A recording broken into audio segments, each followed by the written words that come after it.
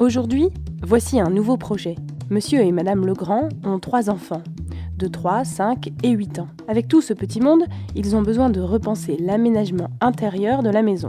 Pour cela, ils souhaitent aménager cette pièce en salle de jeu avec un petit plus, l'espace buanderie. Voilà comment se présente la pièce. Il y a effectivement suffisamment d'espace pour une belle salle de jeu. Et c'est là, dans le fond, qu'on installera la machine à laver et le sèche-linge. Pas d'inquiétude pour les nuisances sonores, on va pouvoir parfaitement isoler ce coin buanderie.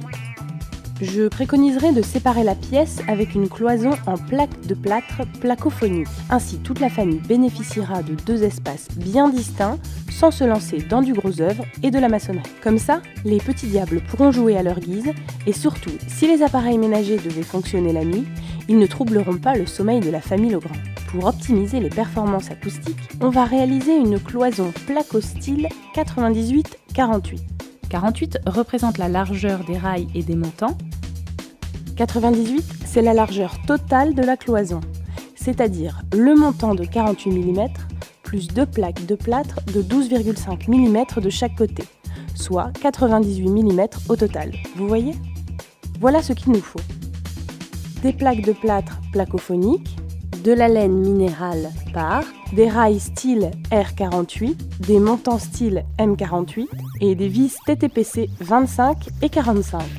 Et pour les outils, nous avons besoin d'une scie, Un soulève-plaque, une visseuse, un tournevis, un cutter, un mètre, une règle de maçon et une grignoteuse. Avant de commencer, les vérifications d'usage. Veillez bien à ce que les supports soient sains et puissent être percés sans danger. vous devez toujours porter des équipements adaptés. Munissez-vous systématiquement de gants, lunettes, masques jetables et veillez à porter des vêtements à manches longues. Voici comment ça va se passer. On trace l'implantation des rails style R48 au sol, puis au plafond, en tenant compte de l'implantation de la porte, ici. Les rails sont ensuite fixés en prévoyant des remontées d'angle pour maintenir la porte. Puis c'est au tour des montants style M48 tous les 60 cm sur lesquels seront vissées les plaques placophoniques. On va poser un double parement de plaques de plâtre placophonique sur un côté des montants, puis de la laine minérale et enfin un double parement de plaques de plâtre placophonique de l'autre côté. On finalise avec la pose d'un joint acrylique souple sur toute la périphérie, encadrement de porte compris. On va repérer l'emplacement des rails style R48 au sol et les reporter au plafond. En fonction de l'emplacement voulu pour la cloison, on marque un repère au sol pour positionner un rail. On reproduit cette mesure de l'autre côté de la pièce. Un petit truc, pour réaliser le traçage, on peut utiliser un rail.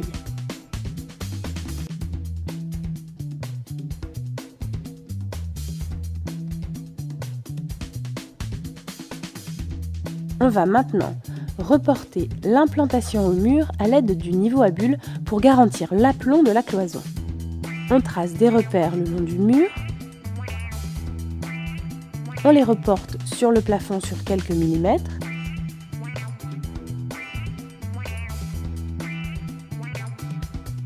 Puis on reproduit ces gestes de l'autre côté de la pièce.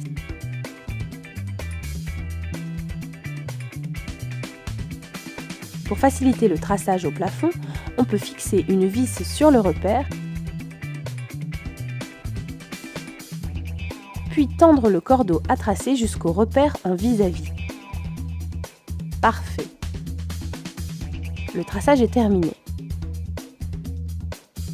Regardez, le rail métallique style R48 est en forme de U, dans lequel les montants verticaux viendront s'insérer. On va fixer d'abord le rail au plafond.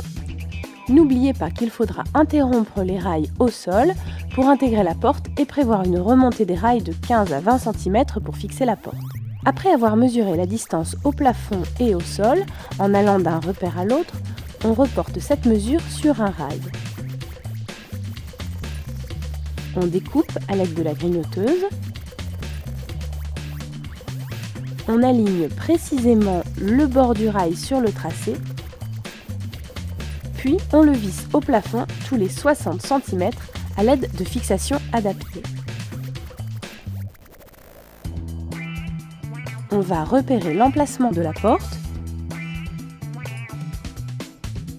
Et à partir de ce point, on reporte la largeur du bloc-porte.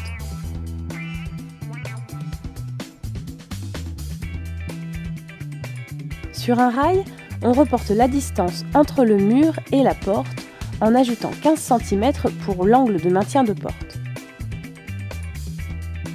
Puis, on découpe à la grignoteuse. On coupe les ailes du rail à la cisaille à 15 cm de l'extrémité, puis on plie pour former un angle de 90 degrés. On place le bord du rail sur les repères, comme ça, puis on le fixe au sol. On fait exactement la même chose de l'autre côté de la porte. On fixe l'ossature au sol tous les 60 cm avec des fixations adaptées.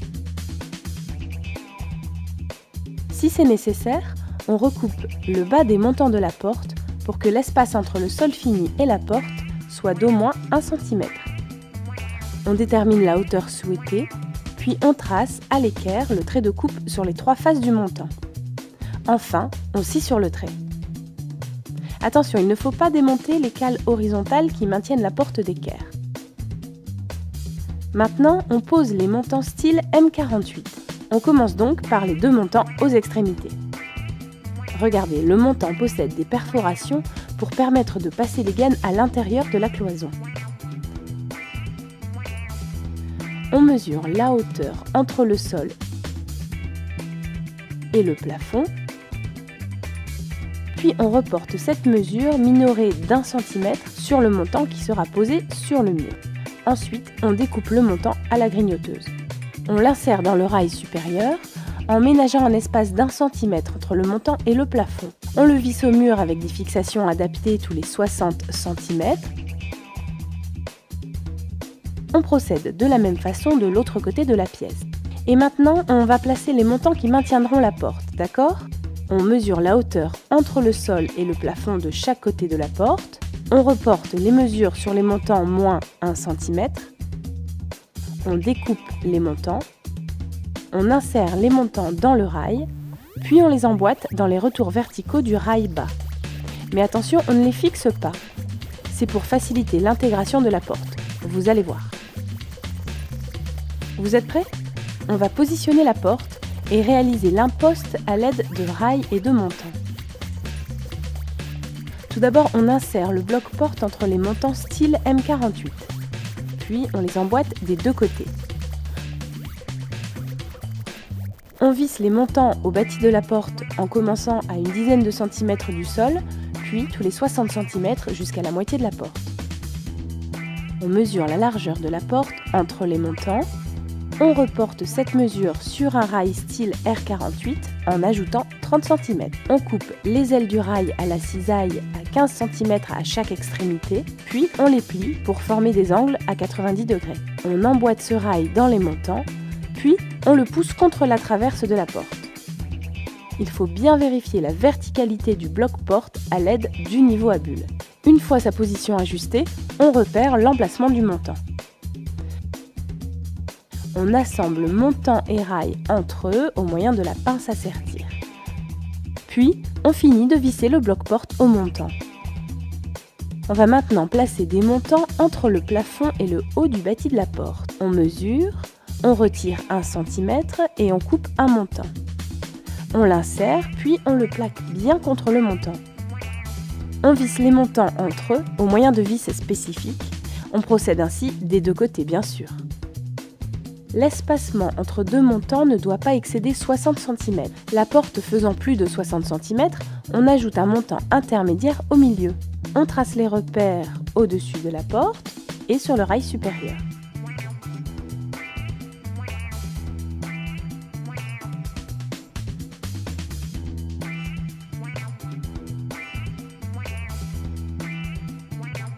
On posera la suite des montants en veillant à avoir exactement 60 cm entre chacun. Attention, veillez à placer le milieu du montant au niveau du repère, ici. Comme précédemment, on découpe les montants à la hauteur sol-plafond moins 1 cm. Puis on insère les montants dans les rails alignés sur le repère.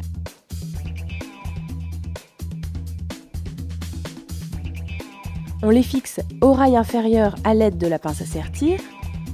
On ajuste sa verticalité avec le niveau à bulle. On repère son emplacement sur le rail supérieur, puis on le fixe.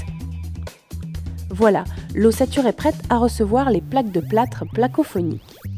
Il existe plusieurs types de parements de plaques de plâtre. Étant donné notre besoin d'isolation acoustique, nous avons sélectionné une plaque aux propriétés acoustiques renforcées, la plaque de plâtre placophonique.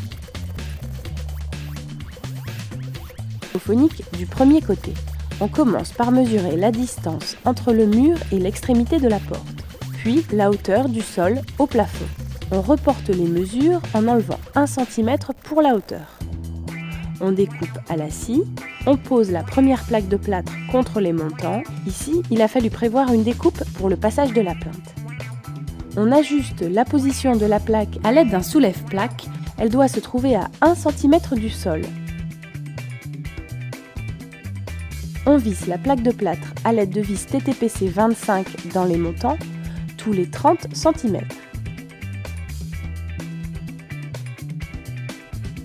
On va plaquer l'autre côté de la porte et poser une plaque complète. On prend la mesure du sol au plafond, à laquelle on retire 1 cm. On découpe et on pose. Pensez à ajuster.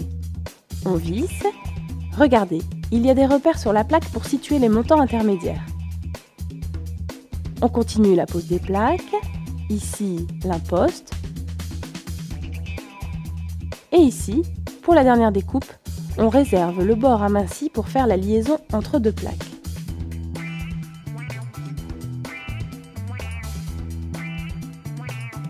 Voilà, le premier parement est posé. On pose le deuxième parement en procédant de la même façon en utilisant des vis TTPC 45.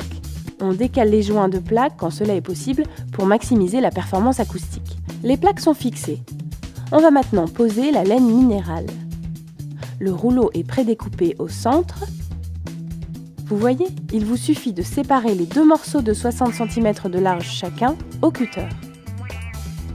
On mesure la distance entre les rails. On ouvre le rouleau au cutter en prenant soin de découper au début du rouleau pour ne pas abîmer le voile confort. Pensez à bien protéger le sol si c'est nécessaire avant la découpe. On reporte ces mesures sur la laine, on découpe en s'aidant de la règle et on insère maintenant la laine entre les montants.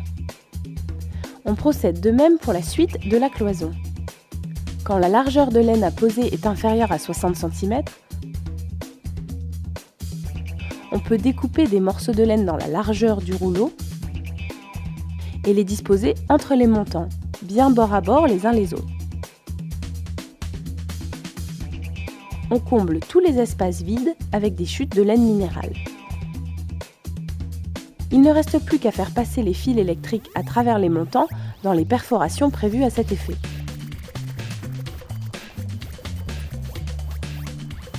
Comme pour l'autre face de la cloison, on mesure, on découpe et on positionne la plaque placophonique.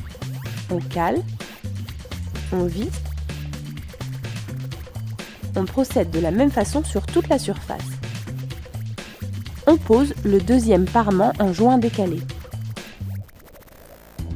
Afin de parfaire l'isolation acoustique et d'éviter la transmission des vibrations, on désolidarise toute la périphérie de l'ouvrage par la pose d'un joint acrylique souple. Voilà, la cloison est prête à recevoir les finitions.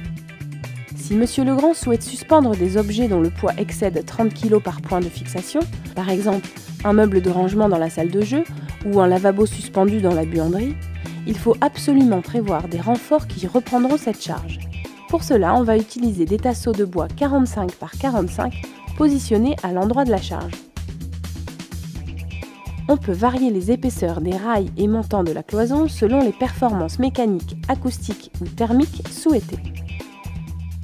Il existe ainsi des montants et des rails style allant de la largeur 36 à 100 mm.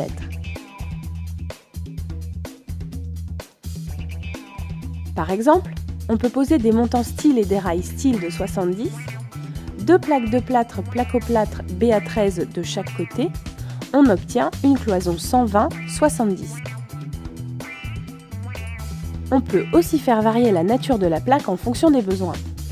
La plaque placo-plâtre BA13 standard pour tous vos aménagements intérieurs, la plaque placo-flamme résistante au feu avec un vissage de plaque tous les 15 cm, la plaque placo-marine BA13 pour les pièces humides, la placo-impact BA13, 4 fois plus résistante qu'une plaque standard. Elle offre jusqu'à 50% de bruit en moins et améliore la qualité de l'air intérieur grâce à la technologie Active Air.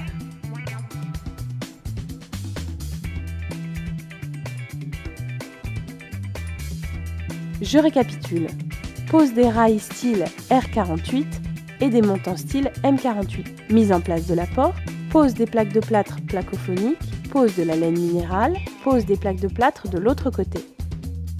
Et voilà, nous avons créé l'espace idéal pour que Monsieur et Madame Legrand puissent concilier une buanderie et un espace de jeu pour leurs enfants.